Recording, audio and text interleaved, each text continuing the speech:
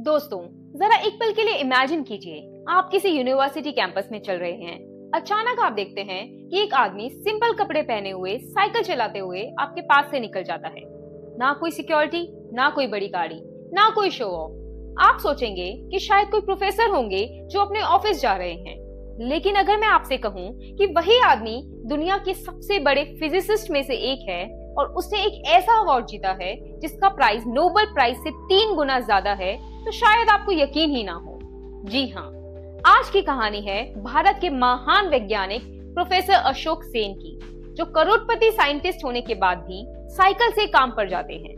मैं हूँ डॉक्टर दास अनामिका और आप देख रहे हैं स्टोरी वाला, जहाँ हम लाते हैं ऐसी कहानियां जो सिर्फ इंस्पायर ही नहीं करती बल्कि सोच बदल देती हैं। प्रोफेसर अशोक सेन का जन्म 1956 में कोलकाता में हुआ था। उनके पिता स्कॉटिश चर्च कॉलेज में फिजिक्स के टीचर थे और उनकी माँ एक हाउसवाइफ थी। घर में पढ़ाई और ज्ञान का बहुत महत्व था, लेकिन एक इंटरेस्टिंग बात यह है कि अशोक सेन बचपन से कोई एक्स्ट्रा ऑर्डिनरी जीनियस नहीं थे। वो बस एक बहुत क्यूरियस बच्चे थे जिनको दुनिया को समझने का शौक था। उन्होंने अपनी स्कूलिंग बंगाली मीडियम स्कूल से की और 12वीं क्लास तक उन्होंने अपने बोर्ड एग्जाम्स भी बंगाली लैंग्वेज में ही दिए। जब वो कॉलेज गए तो उन्हें एक नए चैलेंज का सामना करना पड़ा।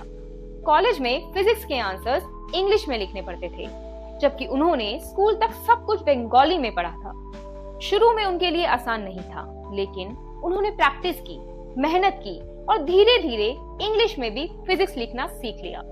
कॉलेज के बाद उन्होंने कोलकाता की मशहूर प्रेसिडेंसी कॉलेज से ग्रेजुएशन की। इसी दौरान उन्हें एक नए इंस्टीट्यूट के बारे में पता चला, जिसका नाम था आईआईटी कानपुर। उस वक्त आईआईटी कानपुर एक नया इंस्टीट्यूट था, लेकिन साइंस और रिसर्च के लिए बहुत तेजी से मशहूर हो रहा था।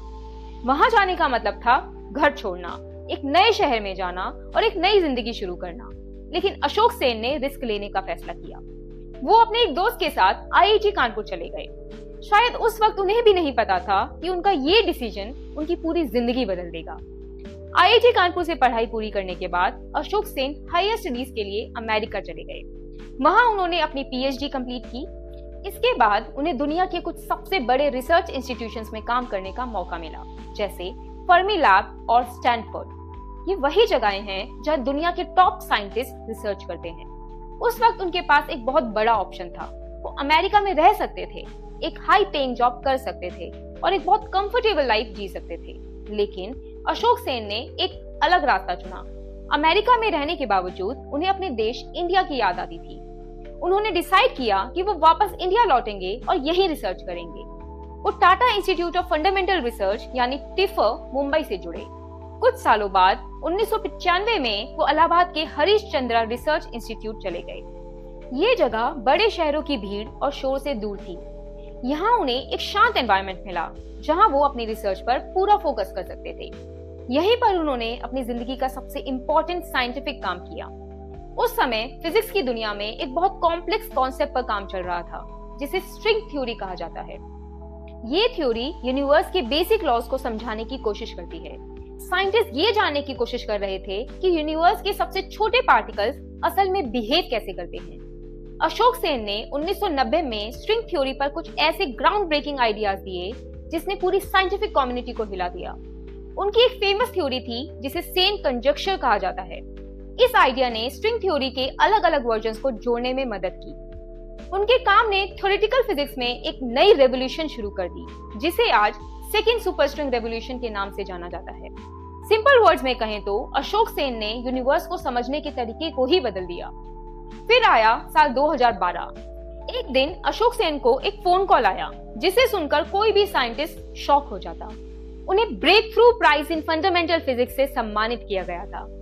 ये अवार्ड साइंस की दुनिया के सबसे प्रेस्टिजियस अवार्ड्स में से एक है, लेकिन सबसे सरप्राइजिंग बात थी इसकी प्राइज मनी। इस अवार्ड के साथ उन्हें मिले $3 मिलियन, जो आज के हिसाब से लगभग 28 करोड़ रुपए के बराबर है। ये अमाउंट नोबेल प्राइज के कैश अवार्ड से लगभग 3 गुना ज्यादा था। इस मूवमेंट के बाद Ashok Sen officially $1 million scientist बन गए। अब सबको लगने लगा कि उनकी लाइफ कंप्लीटली चेंज हो जाएगी। लोग सोच रहे थे कि अब वो शायद एक लग्जरी कार खरीदेंगे, एक बड़ा घर लेंगे और एक ग्लैमरस लाइफ जिएंगे। लेकिन अशोक सेन ने सबको सरप्राइज कर दिया। उन्होंने प्राइज मनी का एक बड़ा हिस्सा स्टूडेंट्स की मदद और साइंटिफिक रिसर्च को सपोर्ट करने के लिए डोनेट कर दिया। और सबसे इंटरेस्टिंग बात ये थी कि अगले ही दिन वो फिर से अपनी साइकिल पर बैठकर अपने ऑफिस चले गए। वही सिंपल ऑफिस, वही ब्लैक बोर्ड और वही चौक। उनके लिए सबसे बड़ी खुशी पैसा या फेम नहीं थी, उनके लिए असली खुशी थी यूनिवर्स के मिस्ट्रीज को सॉल्व करना। दोस्तों, अशोक सेन की कहानी हमें एक बहुत इंपॉर्टेंट लेसन देती है। आज की दुनिया में हम अक्सर सक्सेस को पैसे, कार्स और लग्जरी लाइफस्टाइल से मेजर करते हैं, लेकिन असली ग्रेटनेस अक्सर बहुत सिंपल होती है। कभी कभी एक ऐसा इंसान जो दुनिया के सबसे बड़े अवार्ड्स जीत चुका हो, वो भी बिल्कुल नॉर्मल जिंदगी जीता है। अशोक सेन हमें ये सिखाते हैं कि नॉलेज और पैशन ही असली सक्सेस है। अगर आप अपने काम से प्यार करते हैं तो दुनिया का कोई भी अवार्ड आपको चेंज नहीं कर सकता। तो दोस्तों, ये थी कहानी भारत के एक ऐसे साइंटिस्ट की जिन्होंने नोबेल प्राइज से भी बड़ा अवार्ड जीता, लेकिन अपनी सिंप्लिसिटी और डेडिकेशन कभी नहीं छोड़ी। अगर आपको ये कहानी पसंद आई हो तो वीडियो को लाइक करें और इसे अपने दोस्तों के साथ शेयर करें। और अगर आप ऐसे ही इंस्पायरिंग और इंटरेस्टिंग कहानियां सुनना चाहते हैं तो स्टोरी वाला को सब्सक्राइब करना ना भूलें। यहाँ हम लाते हैं ऐसे लोगों की कहानियां जो दुनिया को क्वाइटली चेंज कर देते हैं। मिलते हैं एक और जबरदस्त कहानी के साथ अगले वीडियो में। तब तक याद रखिए, असली ग्रेटनेस कभी शो ऑफ नहीं करती, वो बस अपना काम करती रहती है। धन्यवाद।